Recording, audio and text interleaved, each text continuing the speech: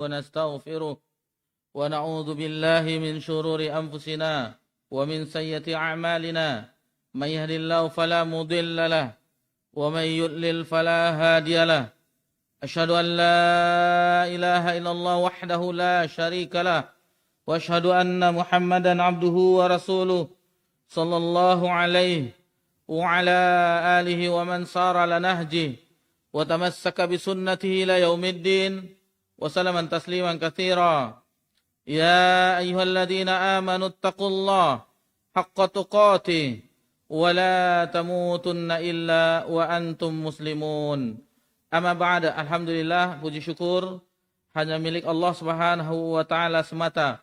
Allah Subhanahu wa taala yang telah menciptakan alam semesta. Allah Subhanahu wa taala yang telah memberikan rezeki kepada seluruh makhluknya. Allah Subhanahu wa taala yang telah menghidupkan dan mematikan. Dan itu semuanya Allah atur karena Allah memiliki sifat yang maha pengasih lagi maha penyayang. Kemudian salawat beriringkan salam kepada Nabi kita tercinta, yakni Nabi Muhammad sallallahu alaihi wasallam. Ikhwani fid din wa akhwati fillah, azakumullah. Alhamdulillah, di malam ini kita berada di bulan yang mulia di antara bulan-bulan haram. Sebagaimana kita ketahui ketika Allah berfirman di dalam surah At-Taubah ayat 36 dan dijelaskan bahwasanya 4 bulan itu minha arba'atun hurum, itu adalah bulan Zulqa'dah, Zulhijjah dan Al-Muharram. Alhamdulillah, inilah bulan Al-Muharram yang kita berada di bulan tersebut, dan satu yang terpisah yakni bulan Rajab, 2 bulan menjelang bulan Ramadan. Jadi kita masih berada di bulan haram, dan ini 10 awal bulan Al-Muharram. Para ulama terdahulu, generasi salaf, itu meningkatkan volume ketaatannya kepada Allah Subhanahu wa taala. Jadi 10 akhir Ramadan, kemudian 10 awal bulan Zulhijjah yang merupakan hari terbaik di seluruh dunia yang kita sudah lewati, dan di 10 awal bulan Al-Muharram. Dan itu sudah biasa orang-orang terdahulu mengagungkan hari-hari ini. Sudah biasa. Dan salah satu kelebihan bulan ini yang diriwayatkan, keutamaannya yang diriwayatkan oleh Imam Muslim selain bulan haram. Jadi bulan Al-Muharram adalah bulan haram, dan bulan Muharram, Al-Muharram, itu memiliki keutamaan yang lain. Sebagaimana hadis dari Abu Hurairah radhiyallahu anhu yang diriwayatkan oleh Imam Muslim, di mana Nabi sallallahu alaihi wasallam bersabda, afdalus siyam, seutama-utama puasa. Jadi disebutkan di sini ba'da Ramadan, setelah bulan Ramadan, syahrullah al-Muharram. Bulan Allah adalah al-Muharram. Jadi Allah kaitkan bulan al-Muharram dengan syahrullah, bulan Allah al-Muharram. Sebaik-baik atau seutama-utama puasa setelah bulan Ramadan. Kemudian di antara keutamaannya juga bahwasanya kita mengetahui beberapa riwayat dahulu di zaman Nabi sallallahu alaihi wasallam, Nabi SAW diberi kabar orang-orang ahlul kitab, orang-orang Yahudi dan Nasrani itu berpuasa di tanggal 10 Al-Muharram.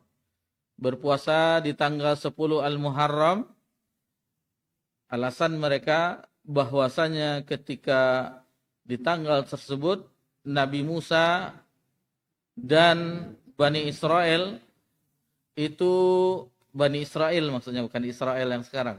Bani Israel itu selamat dari kejaran Fir'aun di Laut Merah. Itu terjadinya di tanggal 10 Al-Muharram.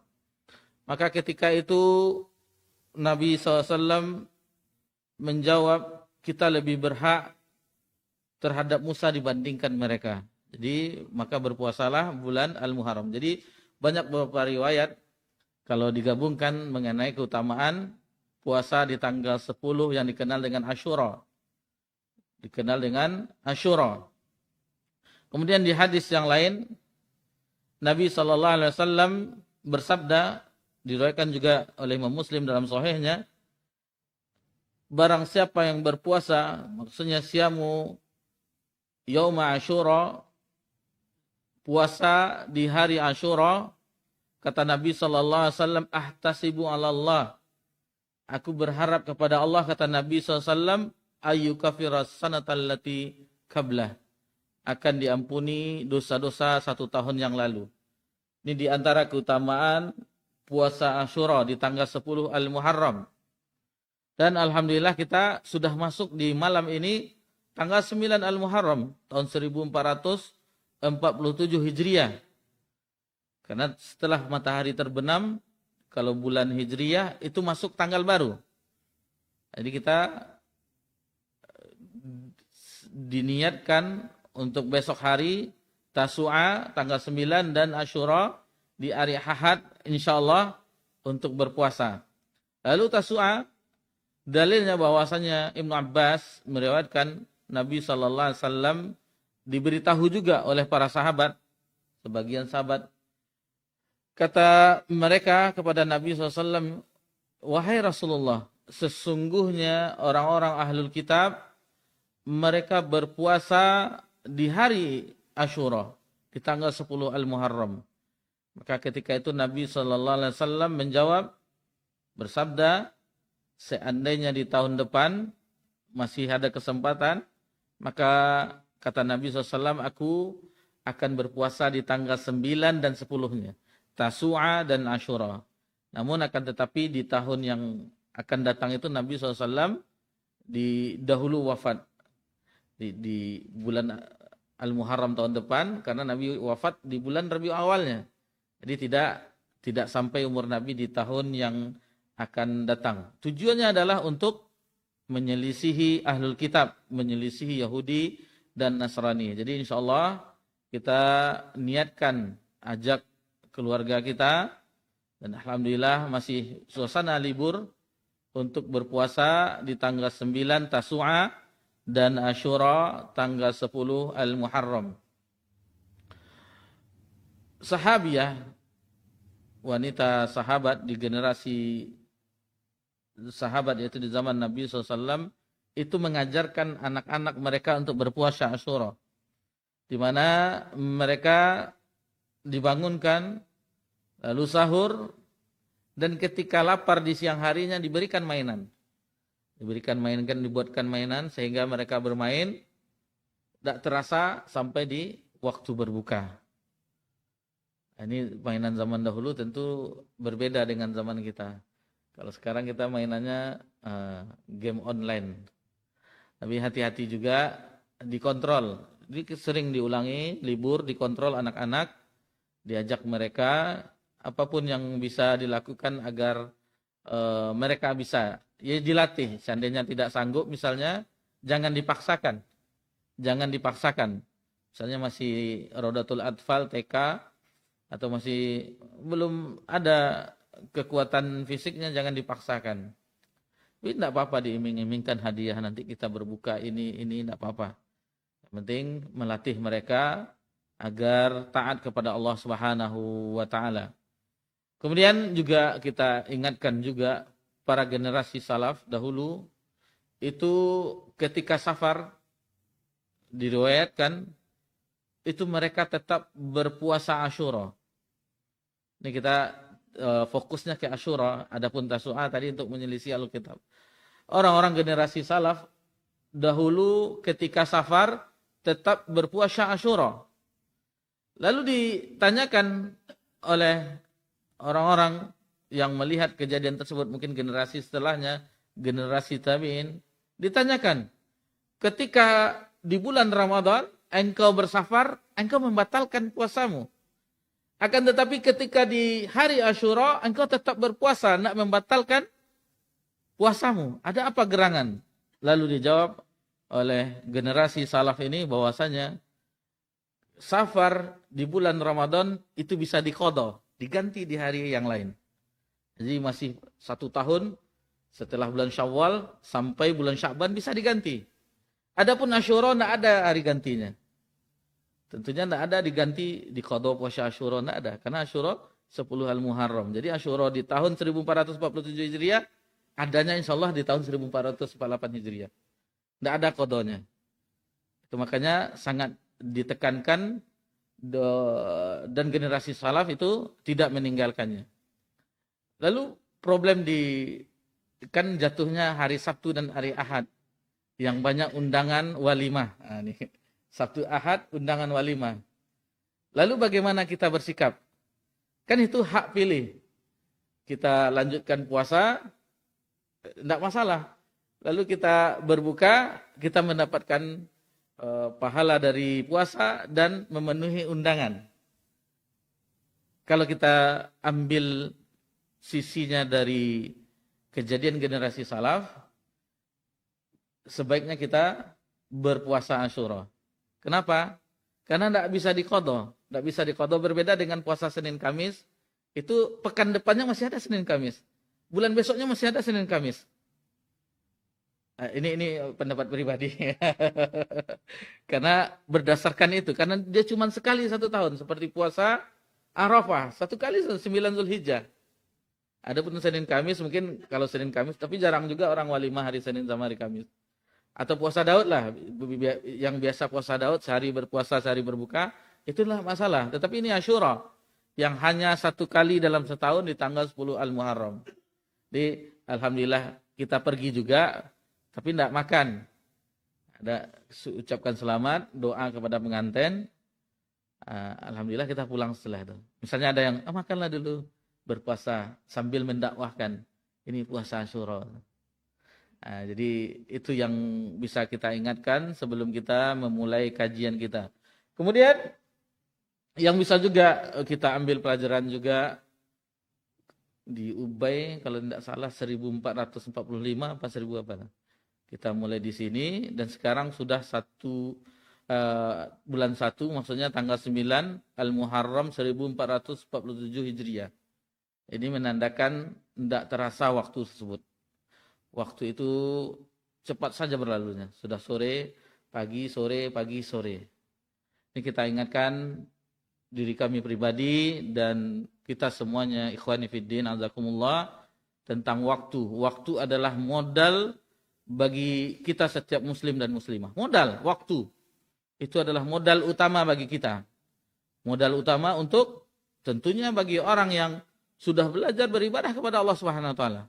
Modal untuk beribadah kepada Allah Subhanahu wa taala. Dan banyak ayat-ayat dan hadis-hadis yang menjelaskan tentang akan waktu ini.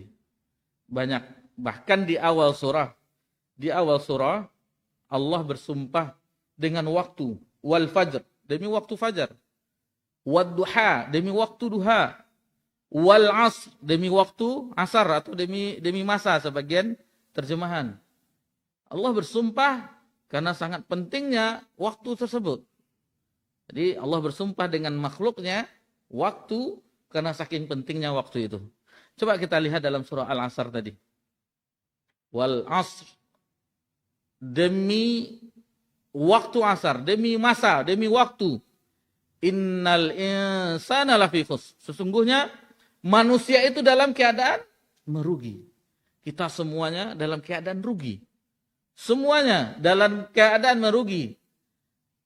Lalu di akhir ayat itu Allah Subhanahu wa taala lanjutkan illal ladzina amanu, kecuali orang yang beriman.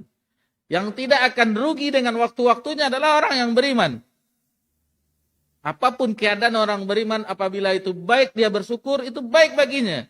Dan apabila itu suatu kesempitan dia bersabar, itu baik baginya. Itu kondisi orang beriman. Apapun kondisinya, baik semuanya. Kemudian wa'amilus shalihat, kemudian beramal soleh. Amal soleh. Itu tidak rugi. Amal soleh, semua amalan. Apapun yang bisa kita lakukan di waktu-waktu yang luang, maka cepat lakukan, amalkan sebelum datangnya waktu yang membuat keluarga bersedih, yakni kematian. Setelah itu yang ketiga yaitu dakwah, saling berwasiat, nasihat menasihati, wa tawasau bil haq, dalam kebenaran, wa tawasau bis sabr, dan saling menasihati dalam kesabaran. Itu orang yang tidak rugi yang disebutkan di dalam surah Al-Ashr ini.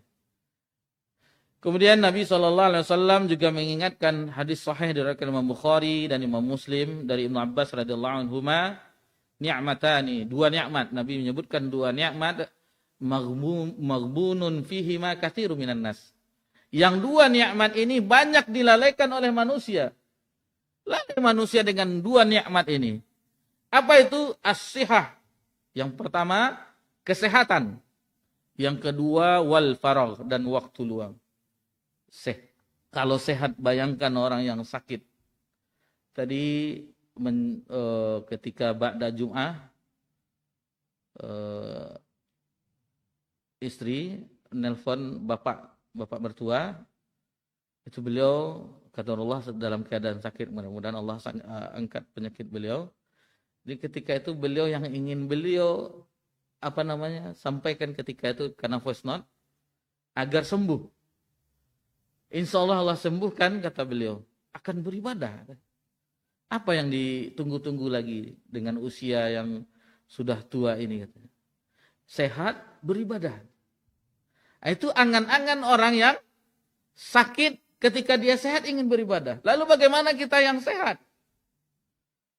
Bagaimana kita yang sehat diberikan kesehatan, bisa kemana-mana, tidak ada pantangan makannya, pantang dihidangkan.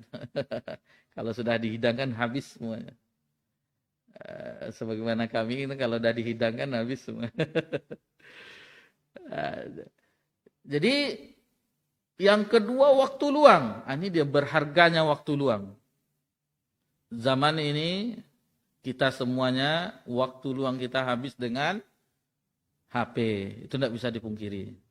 Pindah ke WhatsApp, grup nih apa pesannya nanti. Niatnya lihat jadwal kajian nanti di Ubay siapa nih hari Jumat nih. Tahu-tahunya ada yang lain. Banyak pesan. Udah habis setengah jam. Lihat lagi ada notifikasi Facebook, ada notifikasi Instagram. Udah mau ngajilah lagi. Tidak sadar. Padahal waktu yang terbaik pada asar di hari Jumat itu. Udah habis dengan HP kita. Dan itu tidak bisa kita pungkiri. Lalu bagaimana kita melawan? Harus kita lawan, harus kuat kita melawannya. Kalau tidak perlu kali, mending kita membaca Al-Quran, berzikir kepada Allah, manfaatkan waktu-waktu yang berharga seperti pada Jumat tadi antara pada asar dengan maghrib, itu waktu yang sangat berharga. Apalagi di pagi hari, waktu yang diberkahi oleh Allah Subhanahu Wa Taala. Zikir pagi, setelah zikir pagi baca Quran, setelah itu baru kita beraktivitas. Jadi tidak apa-apa istilahnya kalau tidak penting, tidak kita mau 2000 pesan, mau dia apa, tidak usah. Kecuali yang penting-penting. Ini karena fitnahnya memang terasa. Banyak waktu kita terbuang dengan HP tersebut dibandingkan dengan membaca Al-Quranul Karim. Kemudian yang bisa kita ingatkan juga bahwasanya imam terdahulu ulama generasi salaf di generasi tabi'in seperti Hasan Al-Basri rahimahullah taala itu pernah berkata bahwasanya ya ibna Adam, wahai anak Adam, innama anta ayyam, sesungguhnya engkau itu adalah kumpulan hari-hari. Jadi diri kita ini adalah kumpulan hari-hari. Kullama dhahaba yaum, ketika berlalunya suatu hari, terbenamnya matahari, kan sudah berlalu satu hari itu. Kata Imam Hasan Al-Basri rahimahullah, zahaba ba'duk, maka hilanglah bagian dirimu. Satu hari terbenam matahari, hilanglah bagian diri, hilanglah. Akhirnya habislah diri kita. Meninggal kita lagi. Satu hari, jadi memang tahun itu bertambah, umur itu bertambah, hakikatnya jatah hidup kita berkurang. Hakikatnya jatah hidup kita berkurang. Kemudian Imam Syafi'i rahimahullah ta'ala juga pernah berkata, dan ini lebih keras lagi dari semboyan ya. Ungkapan orang-orang barat. Orang barat mengatakan time is money. Waktu itu adalah uang. Adapun Imam Syafi'i pernah berkata bahwasanya waktu itu kasayf, ibarat pedang. Fa in qata'tahu wa illa qata'ak. Jika kamu tidak bisa menebasnya, maka engkau yang akan ditebas. Apabila kita tidak mengayunkannya, pedang tersebut, waktu itu yang akan membunuh kita. Lebih syadid daripada, lebih keras daripada semboyan orang barat, waktu adalah uang. Uang memang berharga, ini lebih berbahaya lagi.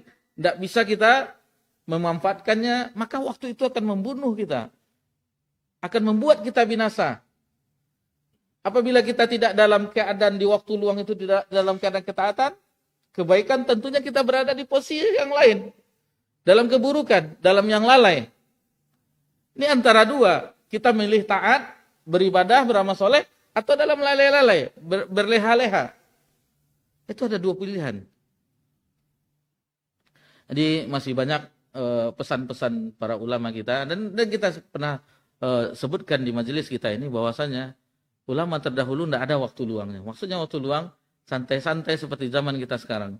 Yang duduk ngopi-ngopi, duduk di kafe, yang kongko-kongko, pesan es jeruk, tapi 2 jam tidak keluar-keluar karena gratis wifi kan.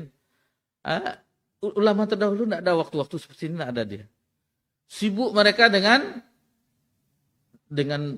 mentelaah kitab-kitab, kemudian belajar di madrasah mereka, dan majelis mereka, kemudian dengan beramal. Jadi waktu mereka itu memang untuk waktu luang, belum lagi untuk keluarga tentunya ada juga mereka. Jadi tidak ada waktu yang santai-santai sebagaimana yang kita rasakan di zaman kita. Zaman kita kalau liburan itu beli alat pancing. Beli alat pancing, tidak masalah sebenarnya alat pancing. Yang dikhawatirkan adalah sudah mulai maghrib kita masih di lokasi pancingan. Ya, akhirnya masbuk sholatnya. Karena berharap dapat ikan banyak, masbuk. Dan waktu-waktu hal tersebut, ketika orang santai-santai, kata ulama, seandainya mereka bisa menjual waktunya, maka akan aku beli. Berapa dinar, aku beli waktu luang mereka. Karena saking ada waktunya, waktu luang oleh ulama-ulama terdahulu. Maksudnya yang untuk santai-santai. Memang ada mereka untuk santai-santai ada, tetapi banyak untuk ketaatan kepada Allah Subhanahu wa taala.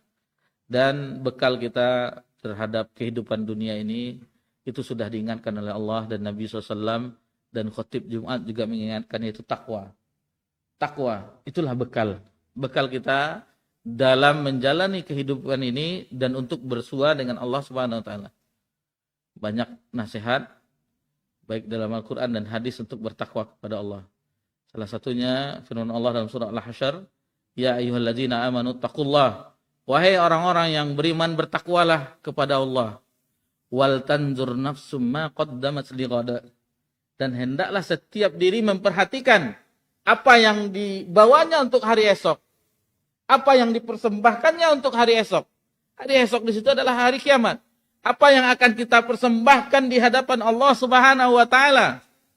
Diulang lagi, wattaqullah, dan bertakwalah kepada Allah. Innallaha khabirum bima ta'malun.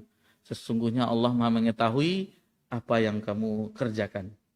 Ini dua nasihat tadi. Yang pertama mengenai bulan haram, yang di situ ada puasa Asyura, Tasu'a. Kemudian yang kedua tentang cepatnya waktu. Waktu itu cepat berlalu dan tidak akan kembali lagi. Tidak terulang, la ta'ud.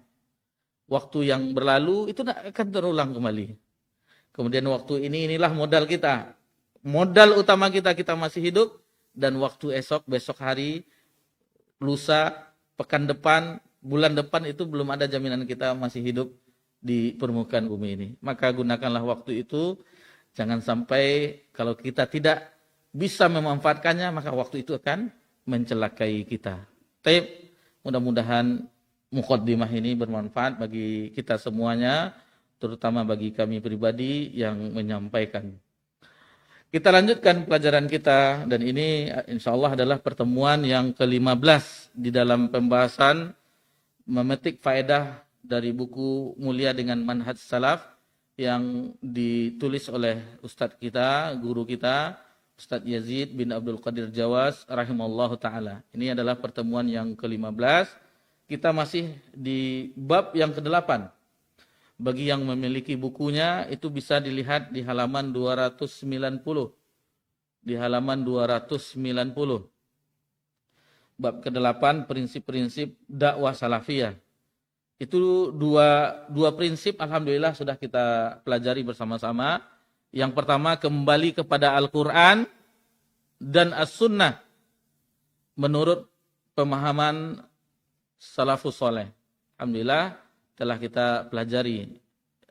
Kemudian di terakhir, di 2 pekan yang lalu, yaitu prinsip yang kedua, berdakwah kepada tauhid dan mengikhlaskan amal ibadah semata-mata karena Allah Ta'ala. Adapun di kesempatan ini adalah prinsip dakwah salafiyah yang ketiga, bahwasanya dakwah halus sunnah salafiyin mengajak umat Islam untuk beribadah kepada Allah dengan benar. Ini dia prinsip yang ketiga yang insya Allah akan kita pelajari di kesempatan ini. Dakwah halus sunnah salafiyin. Jadi kita menisbahkan diri kita ke halus sunnah wal jamaah salafiyin, mengikuti generasi yang terdahulu, generasi sahabat, tabi'in dan tabi'ut tabi'in, mengajak umat, tentunya mengajak kita, diri kita dan keluarga kita lebih utama, yaitu untuk beribadah kepada Allah dengan benar. Ini prinsip dari dakwah salafiyah yang ketiga, yang insya Allah akan kita pelajari bersama-sama. Azan.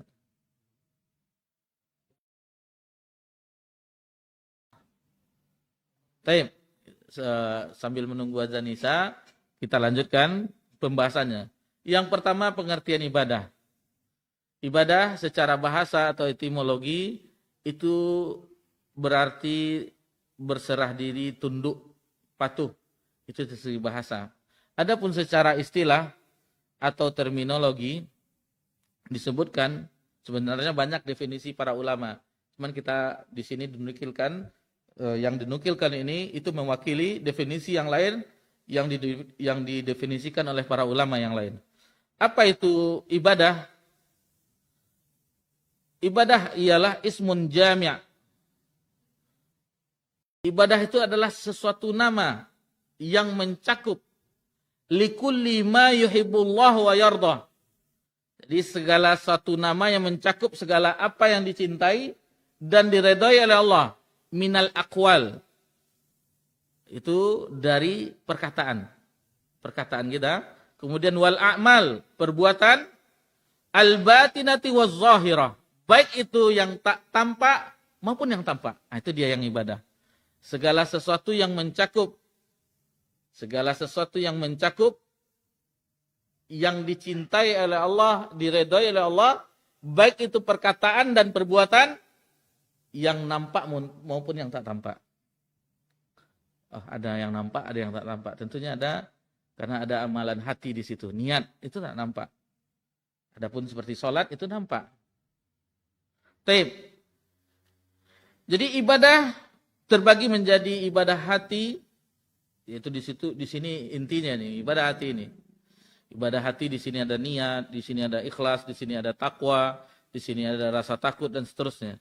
Kemudian lisan dengan berzikir, tilawah dan seterusnya, dan anggota badan, salat dan seterusnya. Rasa khauf ini amalan hati, rasa takut, roja, harap, kemudian mahabbah, cinta, tawakal, ketergantungan hati kita, diri kita, raghbah itu rasa senang, dan rahbah rasa takut. Itu adalah semuanya adalah diantaranya amalan qalbiyah, amalan yang berkaitan dengan hati. Ini sangat berat, amalan hati ini sangat berat karena di situ ada niat, di situ ada ikhlas, di situ ada riya, di situ ada hasad, di situ ada dengki. Mana yang baiknya dan mana yang buruknya itu berlawanan, bolak-balik hati itu. Setiap saat bolak-balik. Sekarang kita mungkin ikhlas nih, Ustaz, ikhlas. Dipuji sama salah seorang ikhwan kan, Masya Allah si fulan ini, bapak ini nih. Ada berubah tuh. Udah besar lubang hidung kita. Ini berat. Hamalan hati ini berat. Kemudian tasbih, tahlil, takbir yang kita kenal dengan zikir, tahmid, syukur, dan itu adalah bentuk dari lisaniyah, ibadah lisan. Jadi semua berzikir bergerak lisan kita, dan ini adalah amalan yang diperintahkan untuk banyak. Jadi banyak untuk uzkurullaha katsira. Kemudian di ayat yang lain bukrata wa asila, pagi dan sore. Untuk banyak-banyak berzikir kepada Allah. Memang dalam dalam segi kekuatan mudah, ringan. Tetapi berat dilakukan. Maka beruntunglah orang yang membiasakan di waktu sehat, ketika sakit, berbaring misalnya di opname, itu lisannya masih bisa dia gerak-gerakkan untuk berzikir kepada Allah Subhanahu wa taala.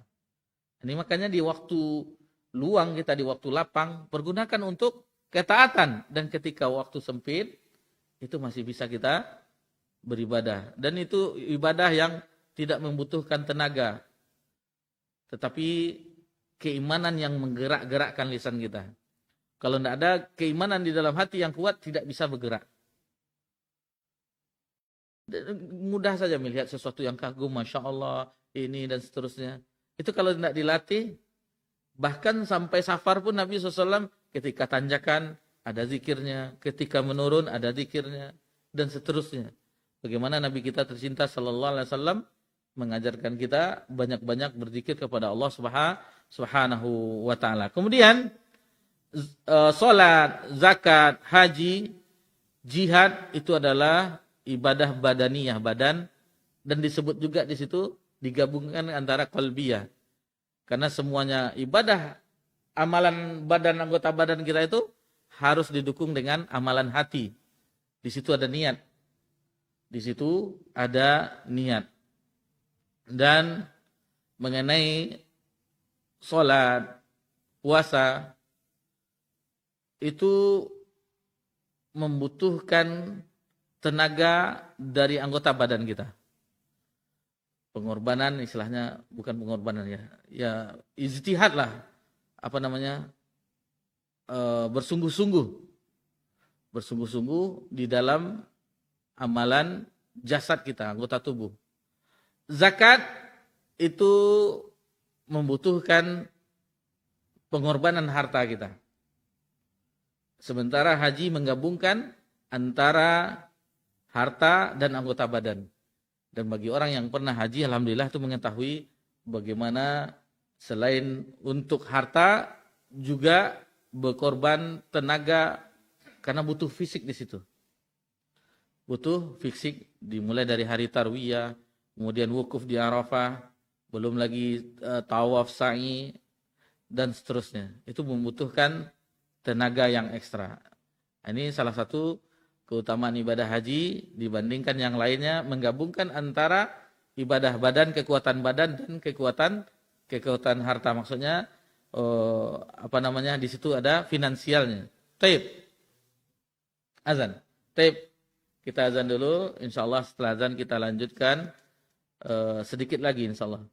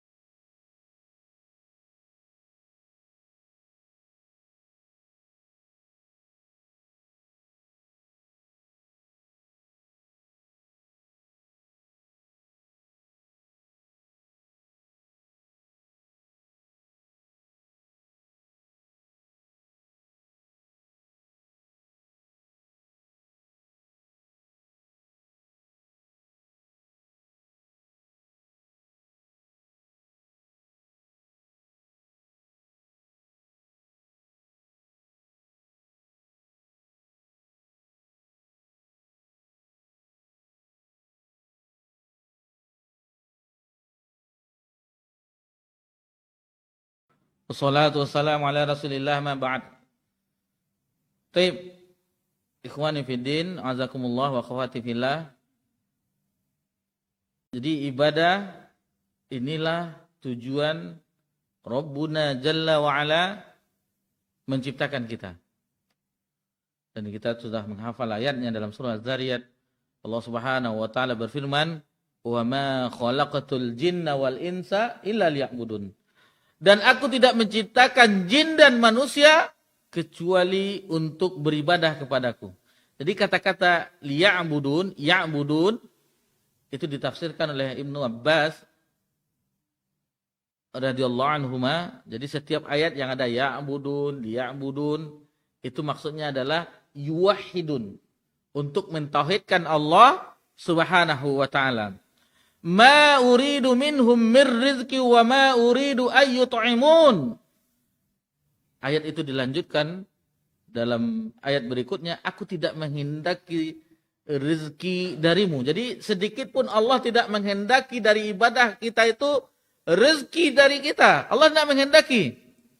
Akan tetapi Allah lah yang memberikan kita rezeki berupa makanan. Jadi bukan Allah yang butuh terhadap ibadah kita, enggak. Dengannya ibadah kita Allah jadi maha mulia, enggak.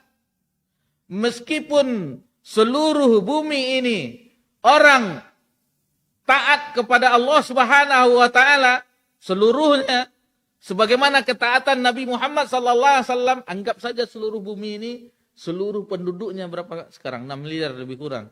Itu semuanya seperti takwanya Nabi Muhammad SAW, itu tidak sedikit pun tidak menambah kekuasaan Allah, kemuliaan Allah SWT.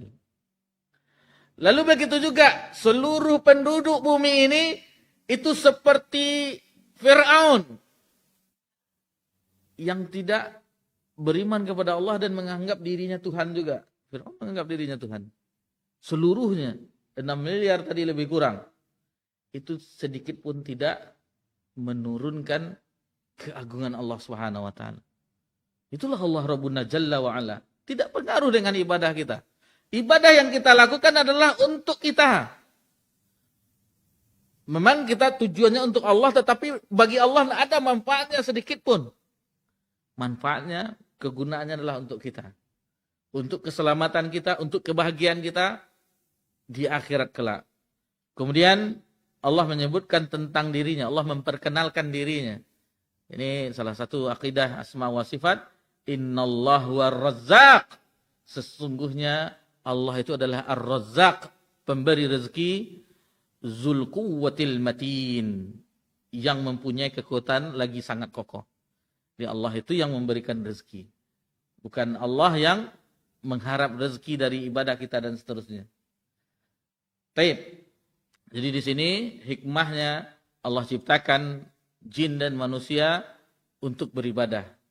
Sebenarnya orang-orang yang telah mempelajari agama Allah Subhanahu wa taala seluruhnya menjadi ibadah. Ketika dia mengistirahatkan jasadnya di malam hari adalah supaya bisa bangun malam. Bisa sholat subuh dan seterusnya. Ketika dia makan dan minum, diniatkannya tubuhnya kuat untuk beribadah kepada Allah. Di sini masalah niat tadi. Yang berat tadi. Adapun orang-orang yang sebaliknya, mereka la'ibu wa lahun. Sibuk dengan permainan dan lahun, bersenda gurau.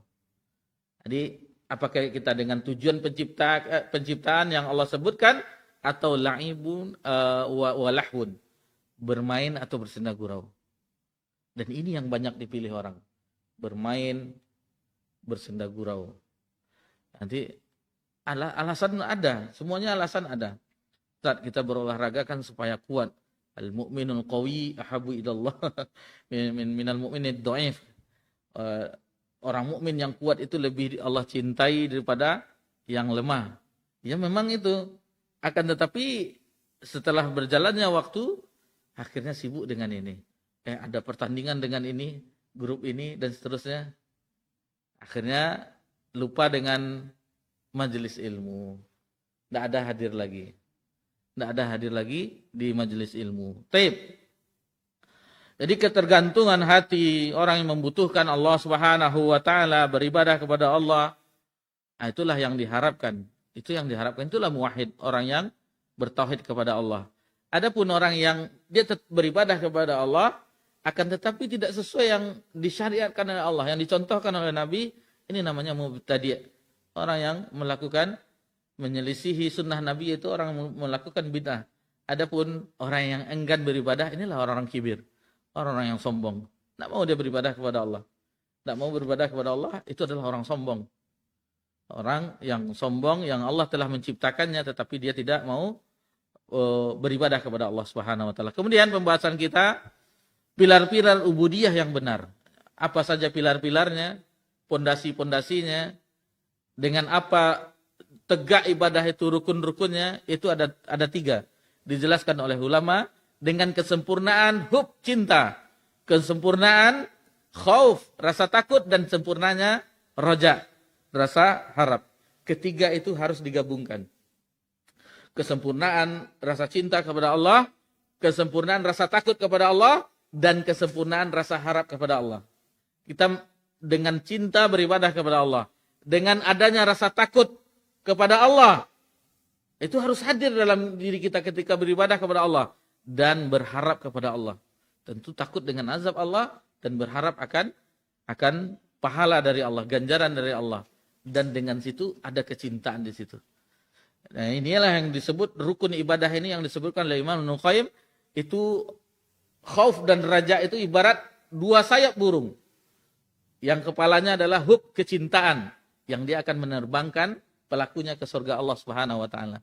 Jadi diibaratkan dengan khauf dan raja itu ibarat 2 sayap burung. Adapun hub, cinta, mahabbah, kepalanya yang akan menerbangkan seorang yang melakukan ibadah tersebut, yang memiliki rukun rasa cinta, rasa takut, dan satu lagi rasa takut dan rasa harap kepada Allah Subhanahu wa taala. Adapun dalilnya adalah dalam surah Al-Maidah ayat 54, yuhibbuhum wa yuhibbunah. Allah mencintai mereka dan mereka pun mencintai Allah. Kemudian adapun antara dalil dari raghabah wa rahabah, itu dalam firman Allah dalam surat Al-Anbiya, di mana Allah Subhanahu wa taala menyebutkan salah satu sifat nabinya, innahum kanu yusari'una fil khairat. Jadi para nabi itu, dan di sini disebutkan adalah Nabi Zakaria, bahwasanya sesungguhnya mereka adalah orang-orang yang selalu bersegera dalam kebaikan. Itu sifat para nabi dan rasul. Bersegera dalam kebaikan, wa yad'unana raghaba wa rahaba. Dan ketika mereka melakukan kebaikan tersebut, itu dengan penuh harap dan cemas. Wa kanu lana khashin. Dan mereka itu adalah orang-orang yang khusyuk kepada kami. Orang yang khusyuk kepada kami. Kemudian apabila 3 komponen tadi, pilar dalam ibadah tadi terpisah, itu akan membuat seseorang akan keluar dari ahlu sunnah. Kenapa kita katakan? Ulama terdahulu dari generasi salaf mengatakan bahwasanya orang yang beribadah hanya cinta saja yang ada di dalam hatinya, cinta kepada Allah saja, itu adalah orang zindik. Orang-orang sufi, tariqah-tariqah, itu hanya cinta kepada Allah. Bahkan dia rela masuk neraka, yang penting Allah cinta katanya. Dan ini pengakuan mereka. Itu adalah orang-orang zindik, orang-orang munafik. Tertipu mereka dengan amalan mereka. Dan adapun orang-orang yang raja saja, yang berharap saja adalah orang-orang orang murji'ah. Itu hanya berharap kepada Allah. Mudah-mudahan Allah akan ginikan kita, mudah-mudahan Allah, hanya berharap saja. Adapun orang-orang yang beribadah khauf, takut saja, itu adalah haruri. Haruri itu adalah maksudnya orang-orang khawarij. Orang-orang khawarij, karena dinisbahkan orang khawarij, mereka itu pertama kali muncul di daerah, nama daerahnya Harura. Jadi dinisbahkan, itu di Kufah, dinisbahkan ke negeri mereka jadi Haruriyah. Maksudnya orang khawarij, khuruj yang memberontak kepada pemerintahan yang sah ketika itu, khalifah yang keempat Ali bin Abi Thalib. Mereka perangi Ali bin Abi Thalib dan mengkafirkan Ali bin Abi Thalib. Jadi orang-orang khawarij mengkafirkan Ali bin Abi Thalib. Orang Syiah Rafidah mengkafirkan para sahabat, Abu Bakar, Umar, dan seluruhnya. Dan mereka telah menuduh Abu Bakar, Umar, dan Utsman mengambil kekhalifahan setelah Nabi wafat seharusnya itu pada Ali. Jadi yang hanya mencintai para sahabat adalah Ahlus Sunnah wal Jamaah. Mencintai para sahabat. Dan mereka mengakui Khalifah Rasyidin yang 4. Abu Bakar, kemudian Umar, kemudian Utsman dan Ali. Nah, dari situ saja kita memahami dalam masalah akidah, dalam masalah sahabat saja, orang Khawarij memberontak, mengkafirkan, dan begitu juga orang-orang Syiah Rafidah mengkafirkan para sahabat. Ada beberapa sahabat yang tidak mereka kafirkan. Terutama dari Ali, kemudian anak-anaknya Hasan dan Husain, Salman Al-Farisi, Abu Darda, hanya beberapa orang, dan seluruhnya dihukumi kafir oleh mereka. Waliyahzubillah. Jadi bagaimana kita akan sama dengan mereka dalam masalah ini? Ketika kita mencintai para sahabat, mereka tidak mencintainya, malahan melaknat para sahabat. Orang-orang Syiah Rafidah mengatakan Abu Bakar dan Umar itu adalah berhala-berhalanya Quraisy. Dan mereka juga mengutuk anak-anak perempuan mereka berdua. Anaknya Abu Bakar yaitu Aisyah dan anaknya Umar Hafsah. Itu akidah mereka. Taib. Dia orang yang menggabungkan rasa cinta, rasa khauf dan roja Arab, khauf rasa takut, cinta, mahabbah, itulah orang muwahhid, orang yang bertauhid kepada Allah Subhanahu wa taala. Taib. Itu pilar ibadah. Kemudian yang ketiga, yang selanjutnya ya, yang tiga dan ini yang terakhir di kesempatan yang berbahagia ini, kita bahas tentang syarat diterimanya ibadah. Apa saja syaratnya, dan kita mengetahui ibadah itu adalah bersifat tauqifiyah. Itu bersifat bahwasanya itu dilandaskan dengan syariat. Tidak boleh kita buat-buat yang baru. Ini baik, ini baik, ini baik. Datang kelompok ini baik. Tidak. Itu bukan ibadah. Itu adalah sesuatu yang dibuat baru-baru. Adapun ibadah, itu jelas landasannya Al-Quran dan As-Sunnah. Jadi setiap segala sesuatu yang tidak ada di Al-Quran dan di As-Sunnah, kita kenal itu adalah amalan yang mardudah, yang ditolak. Yang ditolak. Dan kita mengetahui hadisnya, man amala amilan laisa alaihi amruna fahuwa raddun. Barang siapa yang beramal yang tidak ada contohnya atau perkaranya bagi kamu, maka ditolak. Maka ditolak. Dan sekarang kita mensaksikan kaum muslimin dan muslimah di zaman ini semangat beribadah, tetapi mereka tidak semangat belajar. Kenapa kita katakan, ada dikatakan oleh orang ini ibadahnya ini, mereka melakukan, tetapi tidak mencek apakah ada dalilnya, adakahnya contohnya dari Nabi. Jadi kaum muslimin itu semangat beribadah, akan tetapi tidak semangat belajar, tidak semangat mencek apakah ini ada dalilnya atau tidak. Jadi ketika sampai amalkan ini, mereka amalkan. Nah, jadi salah satu beda kita dengan mungkin saudara-saudari kita yang belum sempat rutin ke majelis ilmu, yaitu dari masalah ini. Kita ada ibadah, kita akan cari sumbernya. Oh, ternyata ada. Nabi melakukannya, para sahabat melakukannya. Seperti itu kita ketika beribadah kepada Allah, karena ibadah hukum asalnya itu haram. Haram, tidak boleh kita melakukan. Kecuali ada dalil yang menunjukkannya, baru itu kita lakukan. Taib. Jadi para ulama kita menjelaskan bahwasanya syarat diterimanya ibadah itu ada dua. Kita sudah mengetahui semuanya, ini hanya mengulang-ulang kaji lama. Yang pertama yaitu ikhlas. Ikhlas karena Allah Subhanahu wa taala. Dan ini yang intinya, poinnya itu. Yang kedua adalah ittiba, sesuai dengan tuntunan Nabi SAW. Dan inilah dia yang rukun Islam yang pertama. Ikhlas karena Allah Subhanahu wa taala, itulah la ilaha illallah, sahadatain. Sahadat la ilaha illallah, la ma'budu bihaq illallah. Tidak ada sesembahan yang baik dan benar kecuali Allah. Apabila seluruh ibadah kita yang kita sebutkan tadi, apa saja ibadah, setiap segala sesuatu yang dicintai dan diredai oleh Allah, baik itu perkataan, perbuatan yang nampak maupun tak nampak, itu untuk Allah, itulah dia ikhlas. Itulah dia ikhlas. Yang kedua, Muhammad Rasulullah, kita mencontoh ternyata ibadah ini ada dilakukan oleh Nabi SAW. Itu dia pondasinya, rukun Islam yang pertama, dua kalimat syahadat, ibadah kita dibangun. Pertama, ikhlas karena Allah, la ilaha illallah, Muhammad Rasulullah. Itulah yang kita ikuti dalam ketaatan kepada Allah Subhanahu wa taala. Di dalam surah Al-Baqarah ayat 112, Allah Subhanahu wa taala berfirman, "Bala man aslama wajhahu lillahi wa huwa muhsinun falahu ajru inda rabbi wala khaufun alaihim wala hum yahzanun." Jadi tidaklah demikian, bahkan barang siapa yang menyerahkan diri sepenuhnya kepada Allah dan ia berbuat kebajikan, maka baginya pahala di sisi Rabb-Nya dan tidak ada rasa khauf, tidak ada rasa takut baginya, wala hum yahzanun, dan tidak pula ia bersedih hati. Perhatikan aslam wajah, menyerahkan diri, artinya memurnikan ibadahnya kepada Allah Subhanahu wa taala. Wa huwa muhsinun, berbuat kebajikan, yaitu yang dikatakan kebaikan itu yaitu mengikuti Nabi sallallahu alaihi wasallam.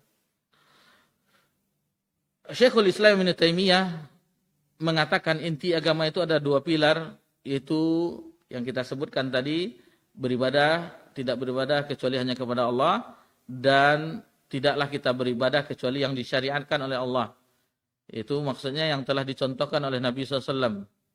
Dan inilah yang diambil dari firman Allah di ayat yang terakhir di dalam surah Al-Kahfi. Di ayat 110, "Faman kana yarju liqa'a rabbih." Barang siapa yang mengharap perjumpaan dengan Rabb-Nya, dan kita semuanya berharap berjumpa dengan Rabb kita, "Falyamal amalan salihah." Hendaklah dia beramal saleh, "Wala yusyrik bi ibadati rabbih ahada." Dan janganlah melakukan kesyirikan terhadap Rabb-Nya dengan sesuatu. Jadi amal soleh tadi itulah yang sesuai dengan sunnah Nabi SAW, dan wala yusyrik bi ibadati rabbih ahada, itulah dia yang keikhlasan tadi. Alhamdulillah, mudah-mudahan ini duduk bagi kita, inilah inti pondasinya, bahwasanya segala sesuatu kalau ibarat pondasi sudah kokoh kita, la ilaha illallah Muhammad Rasulullah, kokoh pondasi kita, ibarat bangunan, apapun ibadah yang kita bangun di atasnya, itu akan kokoh juga. Itu akan kokoh juga. Karena intinya di pondasinya ini. Pondasinya la ilaha illallah Muhammad Rasulullah. Kalau itu sudah kita lakukan dan sudah tertanam dalam hati kita, semuanya itu akan mudah. Dan semakin tingginya ibadah kita, mudah-mudahan itu akan menjulang sampai aras Allah Subhanahu wa taala. Kata para ulama kita, akan menembus langit, dan itu tidak akan roboh, karena dia berdiri di atas kekokohan. Berbeda orang yang tidak ikhlas, berbeda dengan orang yang tidak mencontoh Nabi sallallahu alaihi wasallam. Di akhir perjumpaan kita ini, kita ingatkan kembali juga satu ayat di dalam surah Al-Mulk, ayat yang kedua, "Allazi khalaqal mauta wal hayata liyabluwakum ahsanu amala." Jadi dialah yang telah menciptakan kematian dan kehidupan. Tujuannya apa? Liyabluwakum ahsanu amala. Untuk mengujimu siapa yang ahsanu amala. Ayat ini bukan mengatakan aktsaru amala, yang paling banyak amalnya, tetapi ahsanu amala, yang paling baik amalannya. Apa itu amalan yang paling baik? Dikatakan oleh Fudail bin Iyad, salah seorang ulama dari generasi tabi'in, yaitu yang paling ikhlas dan yang paling benar. Yang ikhlas, yang paling ikhlas, wal aswab, yang paling benar. Lalu ditanya oleh murid-murid beliau, "Ya Aba Ali," jadi kunyahnya Abu Ali, "Ya Aba Ali, apa itu yang paling ikhlas dan apa itu yang paling benar?" Lalu dijelaskan, seseorang yang beribadah kepada Allah, ketika dia ikhlas beribadah tetapi tidak sesuai dengan sunnah Nabi SAW, maka amalan itu tidak diterima. Begitu juga sebaliknya, dia sesuai dengan tuntunan Nabi SAW tetapi tidak ikhlas, maka itu tidak diterima. Jadi yang paling ikhlas, yang paling baik adalah ketika dia beribadah, ibadahnya itu untuk Allah Subhanahu wa taala, ikhlas untuk Allah dan sesuai dengan sunnah Nabi SAW. Itu dia yang ahsanu amala, yang paling baik amalannya. Taib, demikian saja yang bisa kita pelajari di kesempatan yang berbahagia ini. Mudah-mudahan nampaklah bagi kita, bersyukur kita, alhamdulillah, dengan dakwah salaf ini. Lihatlah, perhatikan dakwah salaf kembali kepada Al-Quran dan As-Sunnah yang telah kita pelajari menurut pemahaman salafus soleh. Berdakwah intinya yaitu tauhid, mengesahkan Allah. Kemudian mengajak orang beribadah ikhlas kepada Allah dan sesuai dengan tuntunan Nabi SAW. Lihatlah orang-orang yang telah masuk ke dakwah salaf. Kemanapun kita pergi, alhamdulillah masjid di Pekanbaru ini, lihatlah orang yang sudah mengaji itu. Dialah yang di saf terdepan. Jarang kita perhatikan orang-orang yang lalai yang sudah mengaji, sudah azan dia masih keluyuran, jarang itu. Di nikmat kita dengan dakwah ini. Memang kita diajak oleh guru-guru kita, diajak untuk beribadah kepada Allah dengan benar dan sesuai dengan tuntunan Nabi SAW. Kan membuktinya, kita pergi dulu waktu ke Surabaya, sudah lama, itu di gerbong itu sangat sulit melihat orang yang penampilannya sunnah, yang istrinya pakai hijab dan seterusnya. Alhamdulillah belakangan itu di antara gerbong itu sudah ada. Dan ketika kita lihat di masjid-masjid, kita safar, alhamdulillah memang orang-orang yang mengaji sunnah, itu mereka yang terdepan. Mereka berebutan dengan saf-saf yang terdepan, alhamdulillah. Jadi nampak dalam kehidupan sehari, mereka tunduk kepada Allah dan berusaha untuk mengikuti Nabi SAW. Itulah dakwah salafiyah yang alhamdulillah nikmat yang sangat tiada terhingga di kehidupan kita. Dan kita berusaha sampai Allah memanggil kita, kita tetap berada di dakwah salafiyah ini. Manhaj salaf, nikmat yang tiada tara, yang kita sudah jelaskan di awal-awal dahulu, bagaimana definisinya, dalil-dalilnya, bagaimana keutamanya dan seterusnya. Dan ini yang kita pelajari sekarang adalah prinsip-prinsipnya, dan alhamdulillah kita mengetahui dengan jelas. Tidak ada di situ begini harus dulu, puasa putih dulu, kemudian harus bersemedi dulu dan seterusnya. Tidak, jelas gamblang. Yang penting kita berdoa kepada Allah Subhanahu wa taala agar tetap istiqomah sampai kita diwafatkan oleh Allah. Mohon maaf jika ada kesalahan dalam penyampaian. Ingat besok Tasu'a dan Asyura. Dan kita telah jelaskan tadi, jangan lupa sebutkan kepada keluarga, mudah-mudahan Allah mudahkan kita di dalam beramal yang tentunya itu mendapatkan keutamaan yang sangat besar di sisi Allah Subhanahu wa taala. Subhanakallahumma wa bihamdika, wassalamu ala nabi Muhammad sallallahu alaihi wasallam wa ala alihi washabbihi ajmain walhamdulillahi rabbil alamin. Wassalamualaikum warahmatullahi wabarakatuh.